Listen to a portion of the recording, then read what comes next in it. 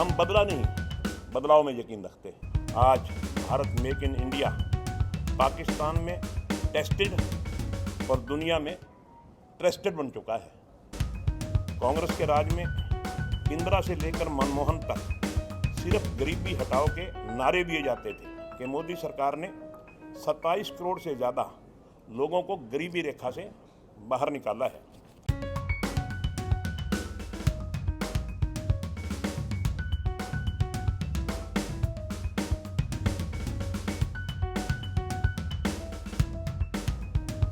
आज आप सभी जानते हैं कि विकसित भारत का अमृतकाल सेवा, सुशासन, गरीब कल्याण के 11 साल आज मोदी जी के नेतृत्व में 11 साल पूरे हुए हैं और इन 11 साल के देश के इतिहास में मोदी सरकार का ये कार्यकाल स्वर्ण अक्षरों में लिखा जाएगा। ये कार्यकाल विकास भारत और आत्मनिर्भर भारत के संकल्प की सिद्धि का स्वर्ण काल बन रहा है। बीते 11 वर्षों की यह यात्रा मोदी जी की अकेले नहीं, बल्कि खुद को तपाकर 140 करोड़ देशवासियों के परिश्रम, त्याग और सपनों की परवाज़ देते हुए की है।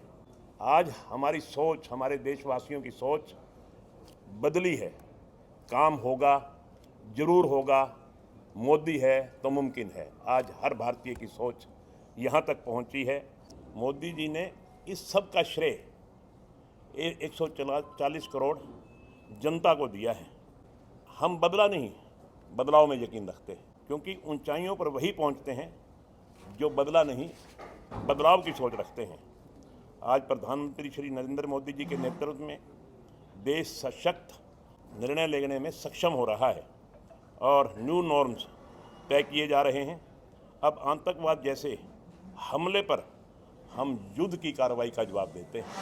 वो दिन लग गए जब भारत में पिछली सरकारों के समय कभी कोई बॉम्बे में उग्रवादी आतंकी घटनाएं करके चले जाते थे, कभी वो पार्लियामेंट में घुस जाते थे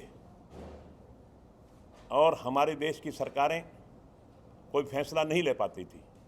आज हमने देखा कि आदरणीय नरेंद्र मोदी जी के नेतृत्व में सक्षम फैसले लिए जा रहे हैं और दुश्मन को मुंह तोड़ के जवाब दिया जा रहा है कि विकसित भारत के अमृतकाल के 11 वर्ष तब पूरे हो रहे हैं जब ऑपरेशन संदूर का डंका बज रहा है। आज Bharat make in India Pakistan में टेस्टेड और दुनिया में ट्रस्टेड बन चुका है। कांग्रेस के राज में इंदिरा से लेकर मनमोहन तक सिर्फ गरीबी हटाओ के नारे दिए जाते थे और अब आंकड़े बताते हैं कि मोदी सरकार ने 27 करोड़ से ज़्यादा लोगों को गरीबी रेखा से बाहर निकाला है।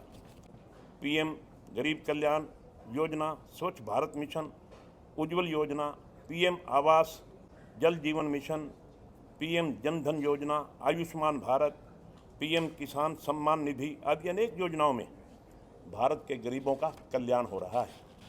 हरियाणा में भी नॉन स्टॉप हरियाणा, तिगनी रफ्तार से हरियाणा प्रगति के पथ पर अग्रसर है। हरियाणा सरकार को भी केंद्र सरकार ने समय समय पर नई नई योजनाएं देकर के हरियाणा प्रदेश को आगे बढ़ाने का काम किया है। पीएम आवास योजना शहरी के तहत 1.15 लाख यानी कि 1,15,000 घर स्वीकृत किए गए थे और फरवरी 2025 तक 69,776 घर बनाए गए हैं कि आज हरियाणा एक ऐसा राज्य बन चुका है कि जो हर घर में नल और नल में जल देने का काम हमारी सरकार ने किया है। जो भत्ता था वृद्धावस्था सम्मान भत्ता, वो 1,000 रुपया था, आज हमारी सरकार 3,000 रुपया वृद्धावस्था सम्मान भत्ता दे रही है। तकनीकी दृष्टि में हमने कहाँ चंद्रयान और कहाँ हमने जाके वर्ल्ड में अपना नाम रोशन किया है। आज हमारी सैन्य शक्ति को दुनिया ने स्वीकारा है। मैं भी कह रहा था, पाकिस्तान ने तो भुगता है और दुनिया ने उसको माना है। देखिए, नरेंद्र मोदी जी का एक सपना था कि उन्होंने गरीब कल्याण के लिए काम करना है। साथ साथ उन्होंने किसानों के लिए भी शपथ ली हुई थी, जिसको उन्होंने अपने 11 वर्षों में अनेक काम किए। साथ में महिलाओं की दशा को लेकर, जो महिलाओं की स्थिति में सुधार करने की बात है, उनको सुरक्षा मुहैया कराने की बात है, आत्मनिर्भर बनाने की बात है, उस और भी कुछ कदम उठाए हैं। मैं बहुत प्रमुख कार्य जो उनके हैं वो आपके समक्ष रखना चाहूँगी। सबसे पहला था लिंग अनुपात में कमी।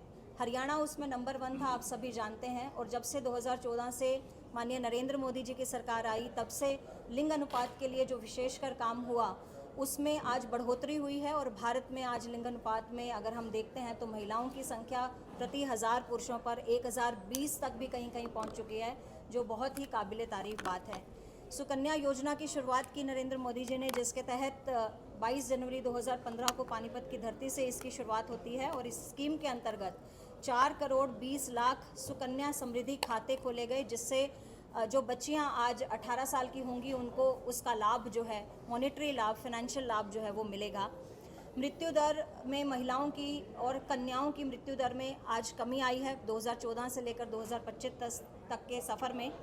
और महिलाओं को उद्यमी योजना के साथ जोड़ने के साथ साथ देश भर की गरीब महिलाओं को, जैसा कि अभी विधायक जी ने भी बताया कि लखपति दीदी बनाने का काम किया, अपने 10 वर्षों के कार्यकाल में 2 लाख महिलाओं को लखपति दीदी बनाया। और अब जो तीसरी टर्म है, इसमें 1 लाख और महिलाओं को लखपति दीदी बनाने की बात है। रक्षा सेवाओं में महिलाओं को विशेषकर ध्यान दिया, जो है अनुमति दी। सैनिक स्कूल्स में महिलाओं के लिए आरक्षण रखा गया और महिलाओं की संख्या को बढ़ाया गया। सशस्त्र बलों में, एनडीए में भी महिलाओं की उम्मीदवारी को बढ़ाया गया। आज हमारी कार्यकाल में जम्मू कश्मीर में पहली बार जो एलओसी है, जो लाइन ऑफ कंट्रोल है, उस पर महिला जो है वो राइफलधारी महिलाओं सैनिकों की नियुक्ति की गई। ऐसा दृश्य पहले की सरकारों के समय में ना किसी सरकार ने सोचा था और ना ही कोई सोच सकता था।